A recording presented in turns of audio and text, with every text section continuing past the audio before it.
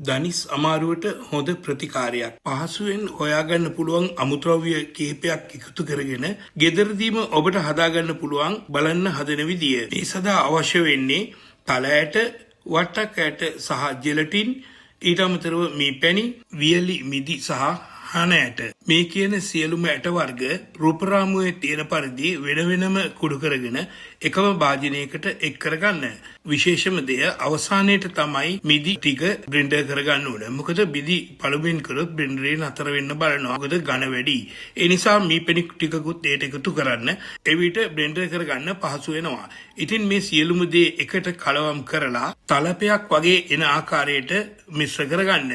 ඊට පස්සේ මේකේ ඇතිවෙන ප්‍රයෝජනය තමයි ඔබේ දණහිස්වල වේදනාව, ඒ වගේම දණහිස් අතර ඇතිවෙන ශබ්දය නතර කරන්න, කාටිලේජ් වර්ධනයට බෙහෙවින් උපකාර වෙන ප්‍රතිකාරය ඔබත් කරලා බලන්න. ඇත්තටම මම මේ කියන්නේ මේවා කාලෙක ඉඳලා මම පාවිච්චි කරලා අත්දැකීමෙන් තමයි ඔයාලටත් කියන්නේ. ඉතින් මේක ගොඩක් වැදගත් වෙයි කියලා හිතෙන නිසා ඔයාලට ඉදිරිපත් කරේ. වැදගත් වෙයි කියලා හිතෙනවා නම් ඔයාලගේ යාළුවන්ටත් බලන්න ෂෙයා කරලා, මාව ෆලෝ කරලා, ලයික් කරලා, කමෙන්ට් කරලා මට සහයෝගය දෙන්න.